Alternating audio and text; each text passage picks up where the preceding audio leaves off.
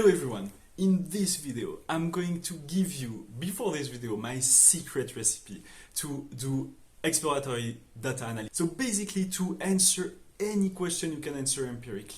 And I'm going to show you exactly my method that I crafted over the years and that I use daily doing research. But I'm going to do this with a concrete example and a quite exciting question. This is also exactly what we are going to teach jointly with my amazing colleague Boris and Eduardo for the Master in Sustainable Management and Technology provided by Enterprise for Society. So join us there if you want to learn more. So there is this full article published now on Towards Data Science. If you want more detail, just go and read this. You will see also all the very simple codes that I used in Python to do all this analysis. And you have control over measure what the effect of this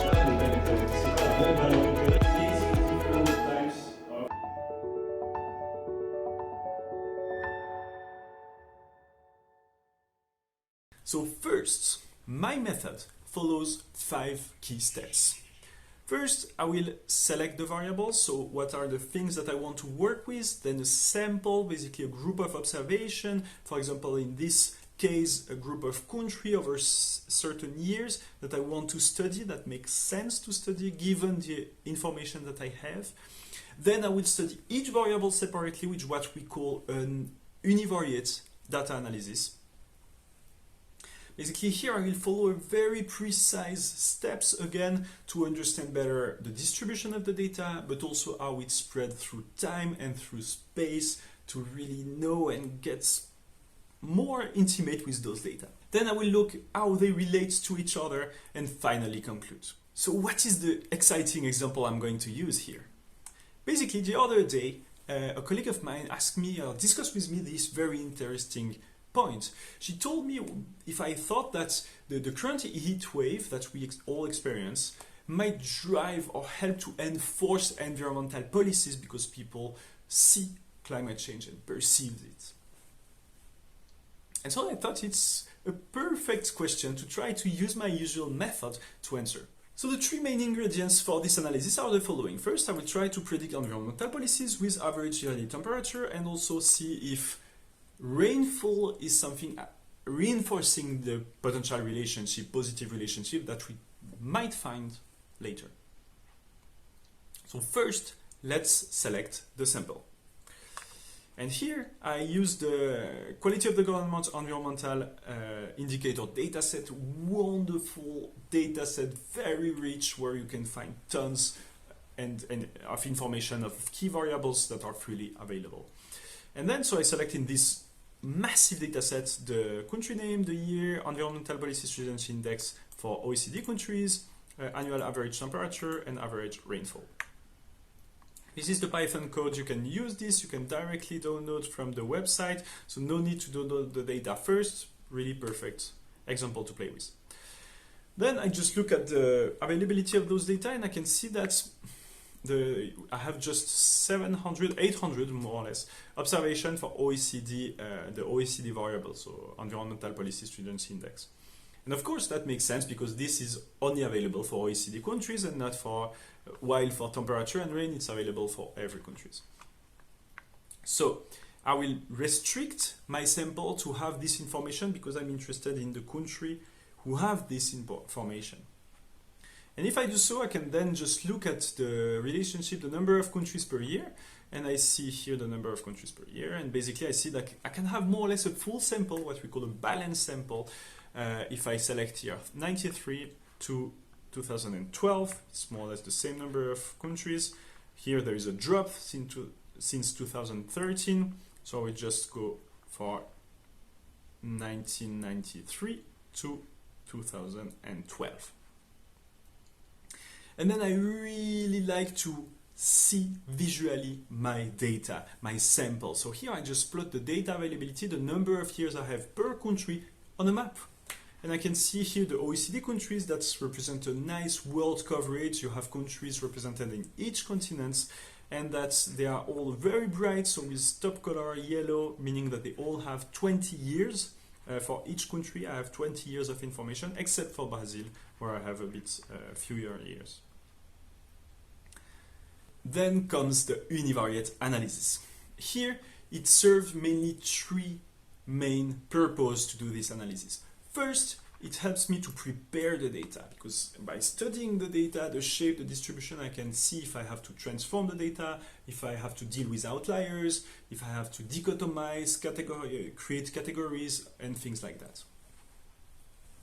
Then, second, it helps me to choose the right statistical tools, because if I see that it's a categorical data, or an asymmetric data, or I don't know, continuous variable, it will lead to the use of different statistical tools. And finally, and maybe the thing that takes more time to learn, but actually that might be the most important and the most exciting, it really helps me to understand the underlying variation, what we call the identifying variation. So basically what drives the results. So it really helps you again to be more intimate with those data, to know them better, to understand how they vary through space, through time. Let me show you with just one variable, because I use the same process for each of them.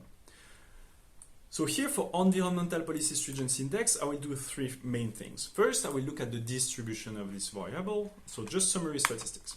Here, I see that the variable is distributed between more or less 0 and 4 point something. So basically, the stringency index is certainly something between 0 and 5. And we have a mean at 1.6, a median at 1.5, meaning that as the mean is slightly higher, the data are most certainly slightly asymmetric on the right. And indeed, if I look at the distribution visually with an histogram, I can see this asymmetry on the right. I can see that there is a mass with low values. And I can see that the skewness, so the measure of asymmetry, is positive, meaning that indeed, but we see it here. There is a low asymmetric on the right, so this 0.5 is relatively low, and I will not like log transform or do something to those data. I think I can work with them like this. Then again, I use a map and see how it's spread through space. And here directly, I can see that basically environmental policy stringency index correlates positively with GDP. Because we can see the brighter colors for Europe, North America, while it's darker for the developing world. So I have to keep this in mind and think how I have to separate or take GDP, like wealth, into account in the analysis later on. Then how does it vary through time? Well, I can see a strong positive trend that certainly correlates with the average temperature over time.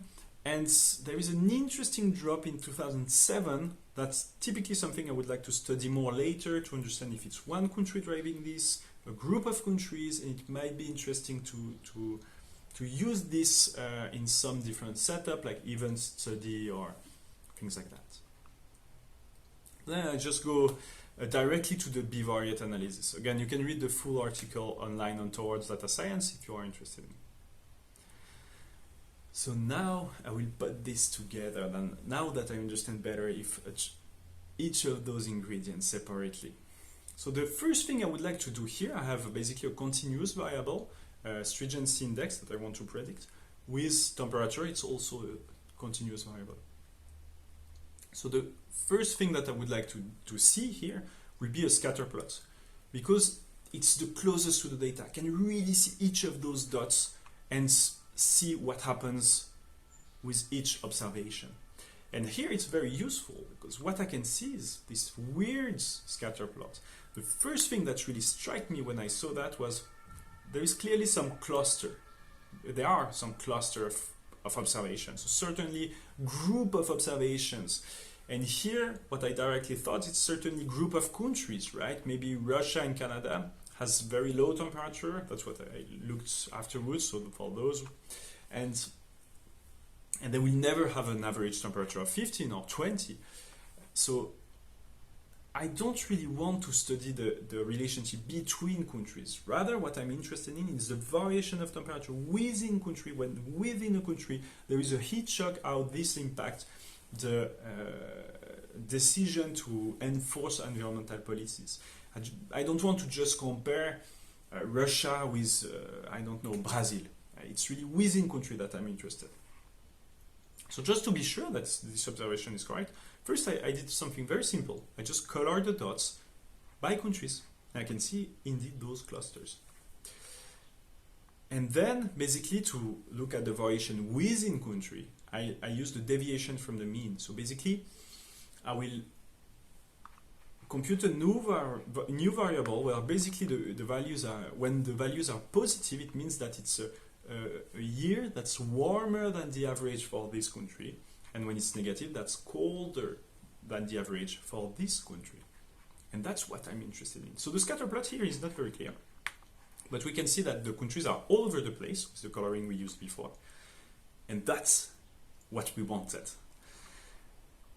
So basically, I will just compute the simplest statistics, correlation coefficient. And I can see that indeed the relationship is positive.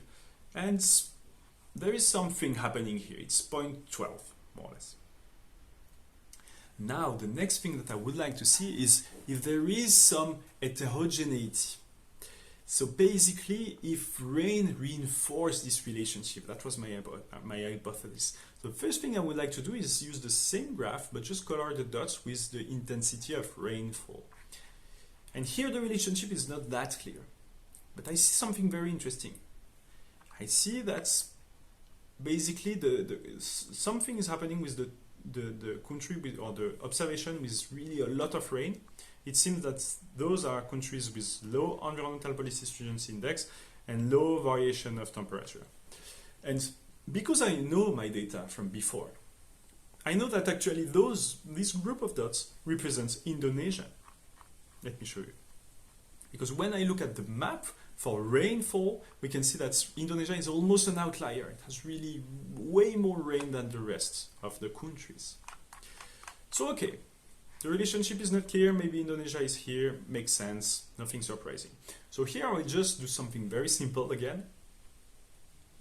Use again the correlation coefficient, but I will compute for two subsamples. The first will be for observations where the rainfall was below median, so low rainfall. And what we see is pretty cool. We see that the relationship between temperature and environmental policies is reinforced. While for years with a lot of rain above median, the relationship is almost zero, not existing. That's pretty cool and a pretty strong result for something that took me maybe an hour to do, to find the data, work with them, select the sample, and use my usual method. So basically the observation, the big picture here is the following. Temperature indeed is positively related to environmental policy stringency index. But this relationship actually exists only when rainfall is low. So basically the main issue is low water availability. And this is dramatic when you have a warm year and low rainfall. So this is as far as I will go with this very simple analysis.